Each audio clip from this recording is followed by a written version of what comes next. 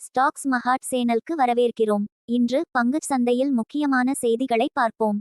Sensex 1053.10 புள்ளிகள் அல்லது 1.47% சரிந்து 70,370.55 ஆகவும், நிஃப்டி 333 புள்ளிகள் அல்லது 1.54% சரிந்து 21,238.80 ஆகவும் முடிவடைந்தது.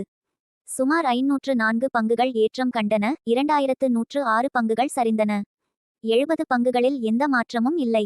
டாப் 5 கெய்னர்ஸா: Cipla, Sun Pharma, Bharti Airtel, ICICI Bank, doctor Reddy's. Top 5 லூசர்ஸா: IndusInd Bank, Coal India, SBI Life, ONGC, Adani Ports. இப்போது தனிப்பட்ட பங்குகள் பற்றிய செய்திகளை பார்ப்போம். சி என்டர்டெயின்மெண்ட் ஜப்பானின் சோனி பிக்சர்ஸ் இந்திய பிரிவு இந்திய ஊடக நிறுவனத்துடன் $10 பில்லியன் இணைப்பை ரத்து செய்ததைத் தொடர்ந்து சி என்டர்டெயின்மெண்ட் 30.47%க்கும் அதிகமாக சரிந்தது. பல தரகு நிறுவனங்களும் பங்குகளின் தரத்தை குறைத்தன. விஎஸ்டி இண்டஸ்ட்ரீஸ் டிசம்பர் காலாண்டில் நிறுவனத்தின் நிகர லாபம் 32% குறைந்து $53.72 கோடி ரூபாயாக இருந்ததால் விஎஸ்டி இண்டஸ்ட்ரீஸ் 3.74% சரிந்தது. அதன் வருவாய் ஆண்டுக்கு 6% உயர்ந்து $468.42 கோடி ரூபாயாக உள்ளது. ஃபினோலெக்ஸ் இண்டஸ்ட்ரீஸ் நிறுவனத்தின் Q3 முடிவுகள் சந்தைகளை ஏமாற்றப்படுத்திய பின்னர் பங்கு 3.91% சரிந்தது. இந்த காலாண்டில் அதன் நிகர லாபம் 24% உயர்ந்து $89.21 கோடி ரூபாயாகவும், விற்பனை வருவாய் 9.3% சரிந்து $1019.69 கோடி ரூபாயாகவும் இருந்தது. கோட்டக் மஹிந்திரா பேங்க் வங்கியின் Q3 முடிவுகள் சந்தை மதிப்பீடுகளை தவறவிட்டதால் பங்கு 1.27% சரிந்தது.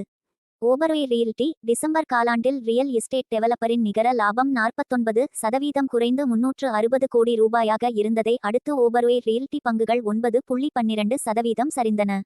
வருவாய் 35.3% குறைந்து $1054 கோடி ரூபாயாக இருந்தது. சிப்ல Q3இல் நிறுவனம் வலுவான செயல்திறனை அறிவித்த பின்னர் பங்கு 6.97% உயர்ந்தது. இதன் நிகர லாபம் 32.7% உயர்ந்து $1049 கோடி ரூபாயாக உள்ளது.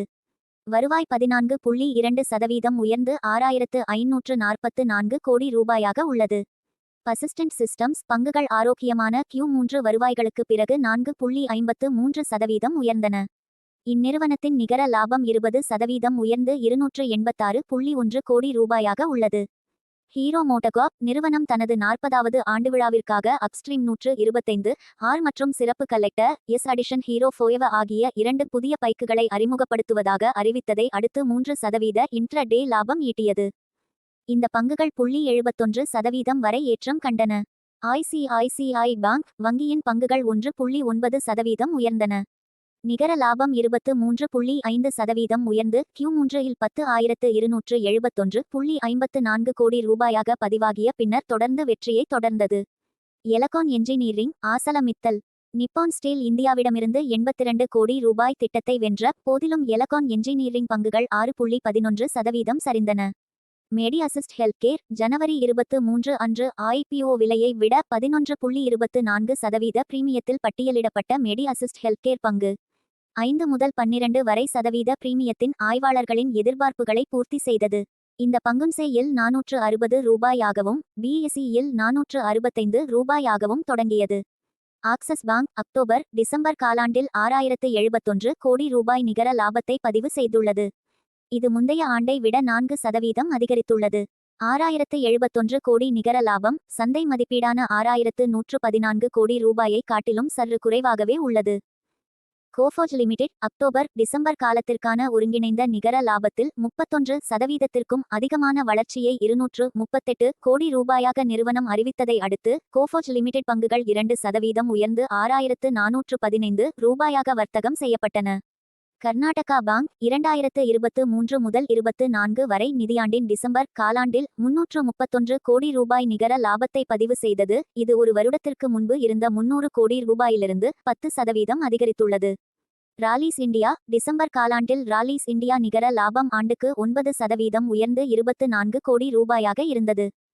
நிறுவனத்தின் வருவாய் 5% குறைந்து $598 கோடி ரூபாயாக இருந்தது. ரயில்வே பங்குகள் 16 விழுக்காடு வரை சரிந்தன. இந்த சரிவுக்கு IRCON இன்டர்நேஷனல் 16 விழுக்காடு வழிவகுத்தது. அதைத் தொடர்ந்து ரேல் விகாஸ் நிகம் லிமிடெட் மற்றும் ராய்ட்ஸ் ஆகியவை 8.5 விழுக்காடு வரை சரிந்தன. நாட்டின் மிக மதிப்புமிக்க ரயில்வே கவுண்டர் IRFC 6 விழுக்காடு வரை சரிந்தன. வீடியோவை பார்த்ததற்கு நன்றி. நாளை சந்தை செய்திகளுடன் மற்றொரு வீடியோவுடன் பார்ப்போம். வணக்கம்.